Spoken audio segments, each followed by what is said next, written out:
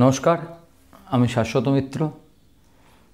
সপ্তাহটা শেষ হলো। প্রথম সপ্তাহ যতটা লোকে ভেবেছিল যে অনেকটা খারাপ হবে, যেতে পারে, প্রথমে যেভাবে শুরু করেছিল তার থেকে ভালোই। কারণ কালকে যেরকমভাবে মার্কেট রেখেছে এবং আজকে শেষবেলা যে সেলিংটা এসেছিল সেটা যেভাবে মার্কেট রেজিস্ট করলো তাতে তো খুব একটা খারাপ লাগছে না। যদিও ব্যাংক নিফটি হয়তো মাইনাসেই বন্ধ করলো, কিন্তু তবুও ব্যাংক নিফটি তো পজিটিভ জোনে বন্ধ হয়েছে না, 48,000-এর ওপরে। এটা আপনাকে দেখতে হবে।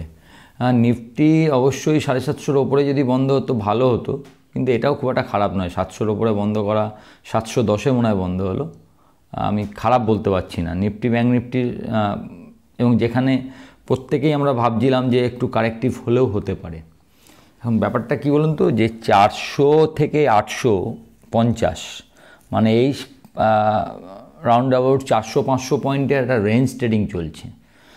যেদিকেই ভাঙুক, সে আপনি 375-এর নিচেই যাক কি 850-এর ওপরে যাক, আরও 2-3%-এর দুদিকেই রান হতে পারে। মানে যদি 850-এর ওপরে যায় সেক্ষেত্রে 22,300 অবধি যেতে পারে মার্কেট, আর যদি 400 ভাঙে সেক্ষেত্রে 21,000, 20,800 অবধি মার্কেট আসতে পারে। তো যতক্ষণ এই রেঞ্জ ট্রেডিংয়ে থাকছে, ট্রেড করাটা একটু মুশকিল। আপনি যদি আজকে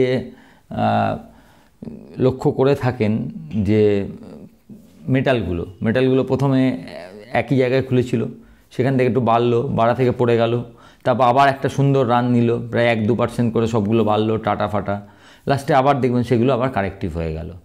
তো এই জায়গাটায় মানে আপনি যেখানে ভাববেন, আপনি তো আর ফার্স্টে ভাবেন না, একটা রান দেখতে দেখতে ভাবেন এখান থেকে নেওয়া যায়। তো সেই জায়গা থেকে কী হচ্ছে, রানটা যেখান থেকে আপনি ভাবছেন এখান থেকে নেওয়া যেতে পারে, সেখান থেকে আবার ব্যাক করে বেরিয়ে চলে যাচ্ছে। ফলে অনেক স্টপ লস কাটাবে আর কি। যে ধরনের ট্রেডটা আছে সেটা ট্রেড করাটা একটু মুশকিল। তো আমার যেটা মনে হয়, আপনারা যারা ডেলি ট্রেড করেন আর কি, মানে যারা বসে আছেন, যারা ইনভেস্টার, তাদের নিয়ে কোনো প্রশ্ন নেই। তাদের জন্য তো পড়লে ভালো, আরও কিছু জায়গা খোলা যাবে, সেরকম কিছুই পড়ছেই না আর কি। এবং কিন্তু যারা ডেলি ট্রেড করেন তারা এই সময় বুল কল স্প্রেড, বিয়ার পুট স্প্রেড, এগুলো দেখতে পারেন। কারণ আপনাকে একটা মার্জিন অফ এরর রাখার দরকার আছে বলে আমার মনে হয়। মানে একদম direct naked call, naked put না কিনে একটুখানি স্ট্র্যাটেজিক কাজকর্ম করলে মনে হয় একটু মানে লসটা কম হবে আর কি। মানে এখানে তো আমি ভাবছি না একবারে এক্ষুনি পড়ে মাঠ হয়ে যাবে বা এক্ষুনি অনেক ওপরে চলে যাবে, দুটোই ভাবা যাচ্ছে না।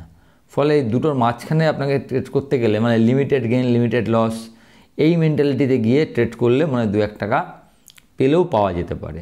কিংবা একদম লেভেল ট্রেডিং, যেমন দেখুন সকালবেলা যদি আপনি লক্ষ্য করে থাকেন, যারা আমার গ্রুপের সঙ্গে যুক্ত আছেন, রোজই দিই, তাও আজকে হলো, মানে একদম এক্স্যাক্ট হয়েছে বলে আপনাদের বলছি। 750 আমার দেয়া ছিল রেজিস্ট্যান্স নিফটির, 749.60 এটা মনে হয় হাই করেছে। ওখান থেকে আবার এলো 670, তো 650-এর কাছাকাছি মনে হয় সাপোর্ট দেওয়া ছিল, অতটা নামেনি। তার মানে কি, যদি কেউ একটা 50 পয়েন্টের রিস্ক নিয়ে ওখানে বেচা যেত, কিছু পয়সা করা যেত। আবার যদি 600টা ফার্স্ট সাপোর্ট, 550 থেকে 600, ওই জায়গায় গিয়ে যদি 550-600 মাঝখানে একবার নেওয়া যেত, যে 500-কে স্টপ লস করে, এরমভাবে ট্রেড হচ্ছে আর কি। মানে আপনাকে খুব ধৈর্য ধরে বসে থাকতে হবে। আগে মাঝে একটা মার্কেট যাচ্ছিল, ধরুন এপ্রিল থেকে, যেটা মিড ক্যাপ বা স্মল ক্যাপের ক্ষেত্রে গেছে, বা এই কদিন আগেও নভেম্বর ডিসেম্বর যেখানে ছিল, আপনি যেখানে খুশি নিচ্ছিলেন, বেরিয়ে যাওয়ার চান্স ছিল যেখানে খুশি, মানে নিলে আপনি বেরোতে পারবেন, এই একটা জায়গা তৈরি হয়েছিল। তো সেই জায়গা থেকে এখন আপনাকে একটু দেখে শুনে, ডিপগুলো দেখে, কোথায় সাপোর্ট কোথায়, এইগুলো দেখে কিনতে হবে। স্টক ক্ষেত্রে স্টকটা বাছাই করতে হবে। এখন একটা বেশ মজার জিনিস হচ্ছে, আমি দেখতে পাচ্ছি কদিন ধরে মার্কেটে, সেটা হচ্ছে এফএনও নয়, মানে ক্যাশ মার্কেট শেয়ার বেশি চলছে। ক্যাশের শেয়ারগুলো অনেকে টুকটুক করে বেশ ভালো জায়গা তৈরি করছে, বহু শেয়ার সুন্দর দাম তৈরি করছে, মানে ভাবাই যায় না। এরম একটা শেয়ার আপনার ইঞ্জিনিয়ার্স ইন্ডিয়া, আমি অনেক আগে 80-90 টাকায় মনে হয় আপনাদেরকে রেকমেন্ড করেছিলাম, এখন 200 টাকা দাম। কিন্তু যে ধরনের কাজকর্ম দেখছি, এবং কালকে ভালো করে ওর ফান্ডামেন্টাল এবং কাজকর্মগুলো দেখছিলাম, মানে দারুণ কর্মকাণ্ড হচ্ছে। তো আর একটু ওপরে যেতে পারে, মানে এখানেই শেষ নয়। 80 টাকা 90 টাকায় 200 টাকা গেলে আমরা খুশি হয়ে যাই, এখানে যদি কেউ প্রফিট বুক করেও থাকেন, কেন জানি না মনে হচ্ছে এখানে বা একটু নিচে এলে 180 অবধি হয়তো এলেও আসতে পারে, একদম তো সঠিক বলা যায় না এখান থেকেই যাবে, বা এলে এখান থেকে 300-350 যাওয়ার চান্স আছে। বেশ ভালো কাজকর্ম হচ্ছে আর কি। এবং যেহেতু আমাদের পিএসইউ শেয়ারগুলো চলছে, তো ভালো ওই শেয়ারটা আপনি ভাবতে পারেন আর কি, ডেলিভারি করার জন্য অবশ্যই ভাবা যেতে পারে। বেশ ভালো লাগলো। আরেকটা শেয়ার বহুদিন ধরে একই জায়গায় পড়ে আছে, বহুদিন ধরে, যদিও এটা ক্যাশ নয়, ফিউচারও আছে, চলছে না আর কি, যদিও অন্যগুলো চলেছে, সেটা হচ্ছে ইউপিএল। 580-81 টাকা দাম আছে, চলছে না। মানে আপনি নিলেও আপনাকে 2-1বারে নিতে হবে আর কি। 580-তে কিছুটা নিলেন, 560 বা 540 এলে যদি আসে, না এলে তো ভালো, আর একটু নিলেন। দামটা ঠিকঠাক আছে আর কি, যেন মনে হচ্ছে এখান থেকে একটা 10% রিটার্ন দিতেই পারে। এটা বড় কিছু বলছি না, 640-50 টাকা যাওয়া উচিত একবার, কারণ সবাই চললো সেই অনুসারে একদমই চলেনি। সেই জায়গা থেকে এরকম একটা শেয়ার অনেক আগে আপনাদের বলেছিলাম, দেখবেন হয়তো 8-10টা ভিডিও আগে, বায়োকন 232, আজকে ইয়ারলি হাই করলো 292। মানে আপনারা যদি কেউ নিয়ে থাকেন তাহলে প্রায় 25% রিটার্ন। 232 থেকে 292 মানে 60 টাকা, হিউজ রিটার্ন, খুব কম টাইমে দিয়েছে। বহুদিন এক জায়গায় 235, 260, 235, 260 এই রেঞ্জে ঘোরাফেরা করেছে। তো কিছু কিছু শেয়ার আস্তে আস্তে নিজের জায়গা ছাড়ছে। আজকে শেষবেলায় একটা ছোট মুভ দিয়েও, যদিও মুভটা খুবই ছোট, রিলায়েন্সের মতো শেয়ারের ক্ষেত্রে বলা নয়, তো আমার যেন হঠাৎ মনে হলো একটু যেন নড়াচড়া দেখলাম, মনে হলো একটু হালচাল বলে না, সেরকম একটু লাগলো। তো কিন্তু এত বড় শেয়ার তো কী হবে বলা যায় না। যদি কোনো কারণে দেখেন পরের দিন ওই 2600 টাকার ধারে কাছে খুলেছে, খুব একটা ওপরে না খুলে 2565 স্ট্রিক্ট স্টপ লস, একদম 2700 টাকা, 2750 টাকা যেতে পারে মনে হচ্ছিল। মানে বেশ হালচালটা ভালোই। আর একটা শেয়ার নিয়ে আজকে বেশ অনেকক্ষণ ধরে দেখলাম, ছোটোখাটো নিজেও এদিক ওদিক করলাম আর কি। টেক মাহিন্দ্রা 1250 টাকায় রয়েছে। আজকে যদি দেখে থাকেন আইটি চলেছে আর কি, নিচে খুলেও সবগুলো চলেছে। টেক মাহিন্দ্রা যে চলেনি, কারণ তো একটু লেট রানার, কিন্তু যখন চলে একদম রাজার মতো চলে। তো একটু যদি নিচে পান, আমি জানি না পাবেন কি না, বা ওই জায়গায় আসবে কি হবে, 2% স্টপ লস হবে। 1230-40 পেলে 1210 টাকা 5 টাকা স্টপ লস হবে যদি পান, মানে যেখানে পাবেন আর কি। 1320, 1350 যেতে পারে। ভাল লাগলো, কীরকম যেন একটা মনে হচ্ছিল যে একটা রান বাকি আছে আর কি। মার্কেট কি করবে তো বুঝতে পারছি না। ফলে দেখুন আজকে যদি আপনি দেখে থাকেন, মানে সবাই যখন সেকেন্ড হাফ 2টোর সময় যখন দেখছে মার্কেট কোনো মতে একটু কাছাকাছি আসছে, সেখান থেকে কিন্তু বেশিরভাগ লোকেরই দেখলাম মাইনাস কল ছিল, মার্কেট কিন্তু উল্টো দিকে গেছে। তো মার্কেট আপনাকে কিছুতেই ধরতে দিচ্ছে না। তার কারণ হচ্ছে আপনি যখনই ডাউকে দেখছেন, আপনি দেখছেন আগের দুদিন ডাউ পড়েছে, কালকে ডাউ অতটা উঠেও প্রায় 350 পয়েন্ট লাস্টে পড়ে গেল, প্রায় 350 পয়েন্ট প্লাস ছিল, সেখান থেকে 250-200 অনেকক্ষণ ঘুরেছে, লাস্টে মাত্র 10 পয়েন্ট প্লাস। মানে ডাউ ঠিক ধরে রাখতে পারছে না। তার একটা কারণ আছে, কারণটা হচ্ছে আপনারা এখন নলেজেবল, তবুও আপনাদের একটু জানিয়ে রাখি, আপনারা দেখেন, জানেন, শোনেন। সেটা হচ্ছে আমি বারবারই বলেছি, আমাদের এই যে এত বড় রানটা, তার দুটো মেন কারণ ছিল। 20,375 থেকে 20,800 অবধি যে রানটা দেখেছিলেন, সেই রানটা মূলত ছিল যেদিনকে 3টে রাজ্যের রেজাল্ট, 4-5টা রাজ্যের রেজাল্ট আউট হয়। বিজেপি 3টে রাজ্যে জিতবে এটা জানা ছিল না, সেইটার জন্য ওই 500 পয়েন্টের রান। আর 20,800 থেকে আজকে যে রানটা দেখছেন আপনি 21,600-700, সব রানটাই হয়েছিল লাস্ট ফেড মিটিংয়ে। ওনারা বড় বড় মানুষেরা অ্যাজিউম করে নিয়েছিলেন 2024 সালে 3টে রেড কাট হবে, এবং রেড কাট অ্যাজ আর্লি অ্যাজ মার্চ থেকে শুরু হবে।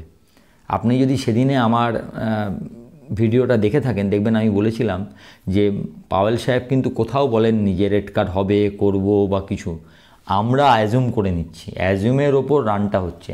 আগের দিনের ভিডিওতেও যদি আপনি দেখেন, আমি বারবার বলেছি যে আমরা ভাবছি রানটা, মানে মার্কেটের রেট কাট আসছে, কিন্তু কালকে ফেড মিনিটস মানে ফেড মিটিংয়ের কী কী আলোচনা হয়েছে তার মিনিটসটা প্রকাশিত হয়।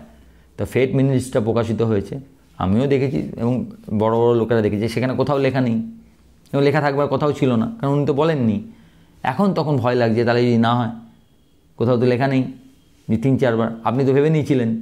এখন ফেড মিনিটস প্রকাশিত হবার পর তখন আপনি ফ্যাক্টসের সঙ্গে আপনার ভাবনা মিলছে না, তো সেখান থেকে মার্কেটে একটা ছোট মানে ডাউতে দেখা যাচ্ছে, যার জন্য দেখেছেন যে বন্ড ইল্ড 4-এর কাছে চলে গেছে, ডলার ইন্ডেক্সটাও একটু বেড়েছে, এটা এফেক্ট।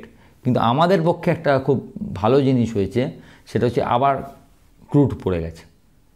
ক্রুড পড়াটা ইন্ডিয়ার জন্য মানে বিশাল বড় আশীর্বাদ।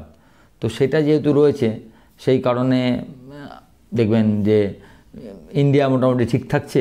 এবং তার সঙ্গে কি আমাদের ওএমসিগুলো বেশ আবার একটা 400 থেকে 425, হিন্দপেট্রো 430-35 থেকে 460, বিপিসিএল 127 থেকে 134, আইওসি, এইগুলো মোটামুটি একটা সুন্দর খেলা খেলে নিল। তো বিপিসিএল একটা বলে রাখি, বিপিসিএলে মনে হয় কোনো একটা ব্রোকারেজ সংস্থা ডাউনগ্রেড করেছে, 420 টাকা ইমিডিয়েট টার্গেট বলেছে। মানে এগুলো জাস্ট আপনাকে নিউজগুলো জানিয়ে রাখা।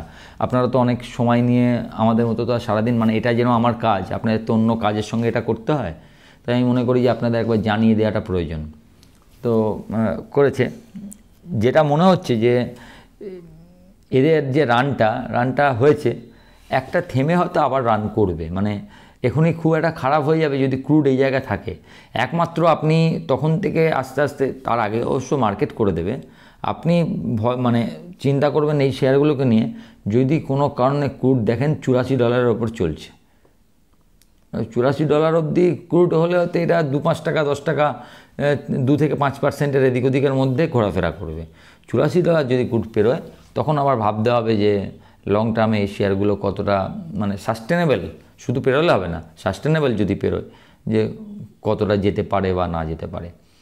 আর নিফটির ক্ষেত্রে একদম চোখ বুঝে, মানে আমরা বলতাম না ছোটোবেলায়, এর আগেও কথাটা ইউজ করেছি, রটটা মারার মতো, মানে গিলে নেওয়া, মুখস্থ করে নেওয়া। ওই মুখস্থ করার দুটো লেভেল মনে রাখবেন, 850-এর ওপর উঠলে তেজি ভাববেন, 375-এর নিচে ভাবলে মন্দি ভাববেন, মাঝের লাইনে যত 800-র দিকে যাবে বারবার অল্প স্বল্প পুট কিনবেন, 400-500-র দিকে এলে বারবার কল কিনে ট্রাই নেবেন, as simple as that. Stop loss সবেই দিতে হবে, কিন্তু এই স্টপ লস যখন আপনার খাবে, তার আগে দেখবেন আপনার 5-6 বার ট্রেডের পয়সা এসে গেছে, এইটা হচ্ছে মজা। আর আরেকটা জিনিসের জন্য খুব এক্সাইটেড হয়েও আছি, সেটা হচ্ছে আর 7-10 দিনের মধ্যে আপনাদের সঙ্গে দেখা হচ্ছে। এটা একটা খুব ভালো জিনিস যে আপনাদের কারোর সঙ্গে পরিচয় হবে যারা আসবেন, এবং আমরা একটু আলোচনা করতে পারবো মার্কেট কীরকম থাকবে, কি হবে, মার্কেটের রূপরেখা কি হতে পারে, কিভাবে ট্রেডটা মেন্টালি একটু স্ট্রেংথ রাখা দরকার, এইসব নিয়ে আমরা একটা আলোচনা করব। এবং আপনাদের বলেছি যারা ওখানে যোগ দেবেন, তাদের যদি কোনো পোর্টফোলিও থাকে, পোর্টফোলিওটা প্রিন্ট আউট করে আমাকে দিয়ে গেলে, আমি 15 দিন টাইম লাগবে, কারণ অতগুলো লোকের দেখা তো 50-55 জন লোকের, একবার দেখে দেবো যে কোন স্টকটা, যদি কোনো স্টক দেখে দেবো, মানে আপনারাই জ্ঞানী লোক, আমি জাস্ট একটু চোখ বোলালাম আর কি, আমার মতামতটা আপনাদের জানাবো যে কি করা উচিত, মানে কি মনে হচ্ছে আমার, সেটা আপনাদের জানিয়ে দেবো।